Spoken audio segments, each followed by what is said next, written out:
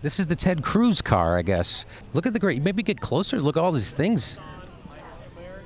There's see the crystal with the American eagle. Everything's patriotic on here, right? So we got the Statue of Liberty. We have red, white, and blue flowers. We have a red, white, and blue turtle. Red, white, and blue cowboy boots. Is there anything more American than a cowboy boot? Red, white, and blue. Truth is over there. Truth, it's the new hate speech. That's what it says. God hates lies, even if they're about evil tobacco companies. Wow. So you can't lie. Wow, this is great stuff. You want to talk to this lady? Can I ask you how long it took you to do all this? I started this in December 2005. Really? Yeah. You've been a Ted Cruz fan all this time? No, I've been a Liberty fan all this time. I call it the Liberty van. But out of all of the people that I have been watching and paying attention closely to, Ted is the one who is most consistently stuck to the principles. Okay, so are you consider yourself maybe a libertarian, or what do you consider yourself? Conservative with libertarian leanings. I don't believe in prohibition. It doesn't work. When you've got tens of millions of people who want something, there will never be enough Nazi jackboots to stop those who will be willing to supply them. You cannot get rid of the law of supply and demand. You sound like you could also easily be a Rand Paul supporter. Is that true? I've supported Rand Paul for the Senate. I would have supported him for president, but I've been a little disappointed because Mitch McConnell has rolled over and given Obama everything he wants, and Rand Paul has stood up, lined up with him. And now, I want somebody in the president's office who is not going to make deals like that. Okay, so you're upset with him dealing with the Constitution. I'm not necessarily that upset with him. I just leaning more to. I mean, if Rand gets it, I'm going to support him wholeheartedly. I still got my "We Stand with Rand" sign on the back. Only I put a little tape across it and wrote "Except when he stands with Mitch," just so people will understand why.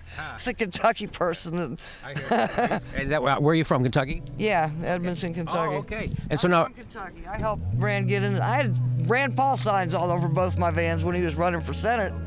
So now, are you traveling the whole campaign, or is it just those parts of it? Maybe not the whole campaign. I got a grandson and a son in Las Vegas, but I don't know that I can get over there in the time frame for that one. I may try to run over to South Carolina because I got a dog I have to take to Maryland. Now, are you retired? Yeah. Oh, okay. And so Social Security, Medicare? No. No Social Security? Not quite old enough for Medicare yet. Oh, okay. My husband has a little pension. He was, we're IBM refugees. Oh, okay. So would you want them to expand Medicare to include people younger, or? No. Okay. No. Do you know what's worse than a monopoly? I mean, everybody knows that a monopoly is always bad for consumers, right? Because you're stuck with whatever they feel like giving you, whether it's garbage or not, and they can charge you the sky because you don't have any choice, right? Do you know what's worse than that? A government monopoly, because it's enforced with the police power. Do you know what it cost me to have my first baby in 1969 when 80% of Americans had no health insurance whatsoever, and my husband was making $1.65 an hour, which was minimum wage? I shopped because we were going to pay the bill ourselves.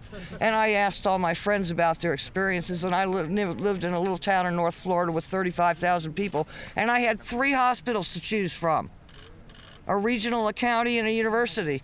And it cost me $300 for the doctor, the hospital, and everything to have my first baby in 1969 with no insurance.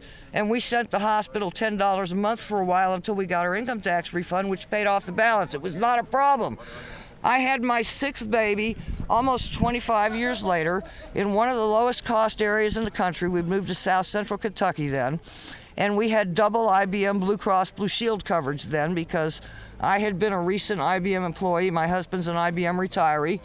And you know what it cost me to have my 6th baby with double insurance coverage? It was $600 out of our pocket The Blue Cross Blue Shield paid $6,900 for a baby that came so fast the doctor did not get there in time to put an IV in me or to catch the baby or anything else. The doctor got there 3 minutes later. I said, you missed the party. So what do you think is the reason why healthcare has skyrocketed? Because you have the law of supply and demand, and when you start dumping train loads of dollars into anything, whether they are insurance company dollars or even government dollars is worse, because insurance companies at least can't go print themselves some more money like the government can.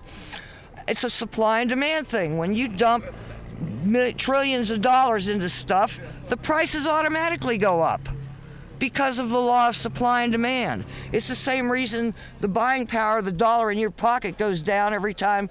Golly, we don't even have to waste paper and ink anymore. They just change numbers in the computer now.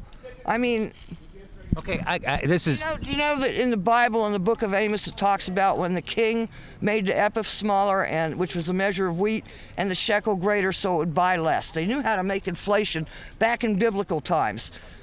So I have one final question. So you're a true blue Ted Cruz supporter, obviously.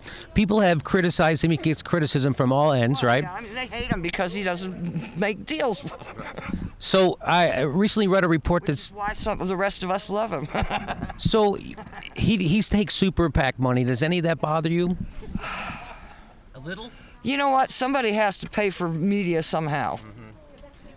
Okay. You know, I think it's pretty desperate, though. Just about everybody borrows some money from a bank to buy a house. You know, to borrow money from a bank, that doesn't make you owned by the bank now, does it? Oh, okay. All right. All right, thank you very And much. especially when you paid it off with your own assets. You know what I mean?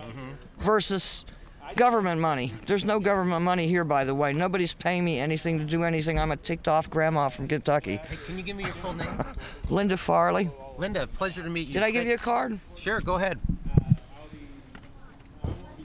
Run out of them at this rate. Okay, Anyway. thank you very much. Nice talking to you.